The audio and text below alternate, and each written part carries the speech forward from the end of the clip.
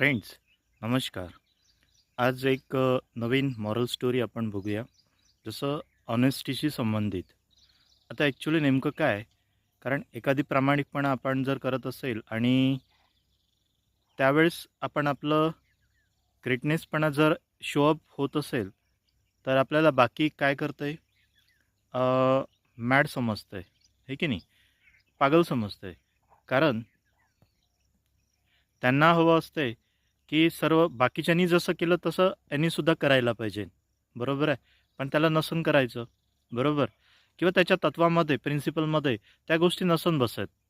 आहे की नाही? त्यामुळे त्याला नसन करायचं. चल तर बघूया नेमकं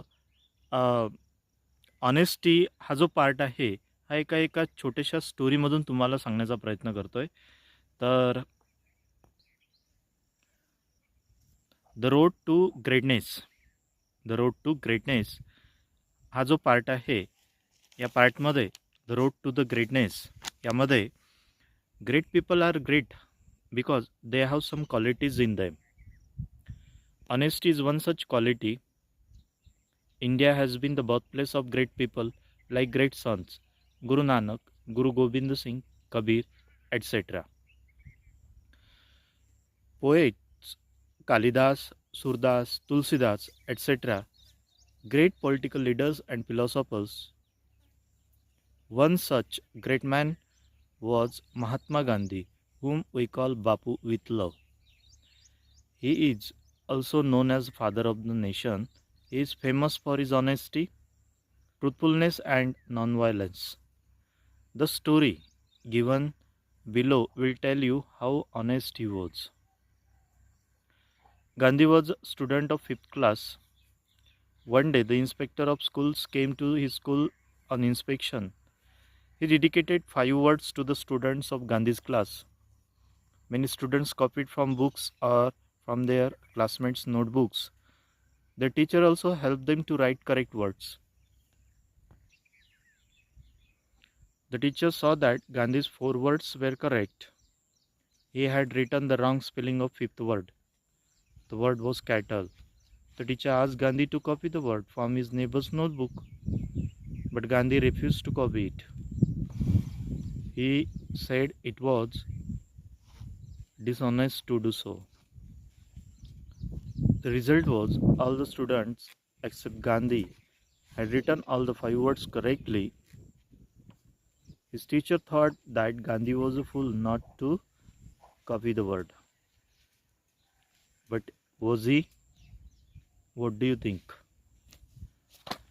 ॲक्च्युली मी तुम्हाला सुरुवातीला सांगितलं छोट्याशा पार्टमध्ये. कारण काय होतं, की एखाद्याने एखादी गोष्ट केली नाही तर त्याला मूर्खात काढायचं आणि त्या 25-30 जणांनी सारखं एकमेकाला कॉपी पेस्ट करून जर एखादी गोष्ट करत असेल तर ते क्लेवर समजायचं. अशा वागण्यांमध्ये किंवा अशा बिहेवियरमध्ये आपण जर एखाद्याला क्लेवर जर समजत असेल तर ते आपली मूर्खता आहे की नाही? पण त्यातून एखादा व्यक्ती की नाही, ते 25-30 जण जे करत आहेत ती चुकीची गोष्ट आहे आणि आपण जे करत आहोत हा चांगला मार्ग आहे, हे जर तो त्यावेळेस ठरवू शकत असेल तर नक्कीच ही खूप महानतेची गोष्ट आहे. जसं त्यावेळेस बापूंनी आपल्या केलं, जे गांधीजींनी त्यावेळेस केलं. ज्यावेळेस ते 5th क्लासमध्ये होते, ज्यावेळेस एक इन्स्पेक्टर इन्स्पेक्शन करण्यासाठी क्लासमध्ये येतो आणि त्यावेळेस तो 5 वर्ड्स त्या सर्व विद्यार्थ्यांना लिहिण्यासाठी देतो आणि दिल्यानंतर गांधीजींचे 4 वर्ड्स करेक्ट होते आणि 5वा वर्ड चुकलेला होता, स्पेलिंग मिस्टेक झाली होती. तर त्यामध्ये त्याला सांगितलं की तू फ्रेंडच्या नोटबुकमधून कॉपी करून घे, आहे की नाही? पण त्यांनी सांगितलं का इट वॉज डिसऑनेस्ट, हे अप्रामाणिकपणा झालं. बरोबर आहे. म्हणून अशा गोष्टी ज्या आपल्या तत्वाला नाही पटल्या त्या कोणी कितीदा सांगितल्या तर नाही करायच्या. आपल्या प्रिन्सिपलला जर पटत असेल तर त्याच गोष्टी करायच्या, अदरवाईज नाही करायच्या, आहे की नाही? म्हणून फ्रेंड्स, तुम्हाला या छोट्याशा स्टोरीमधून काय ॲक्च्युली अंडरस्टँडिंग झाली तर नक्कीच तुम्ही यामधून काहीतरी घ्या, मला असं वाटतं आहे.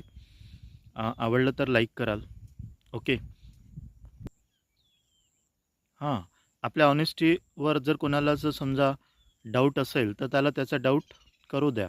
कारण आपल्याकडे मार्ग नसतो कोणाला प्रूफ करण्यासाठी.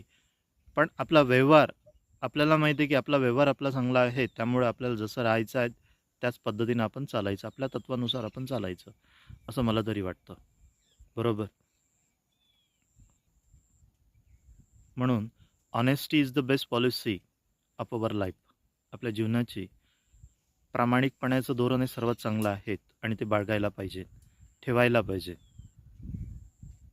थँक्यू.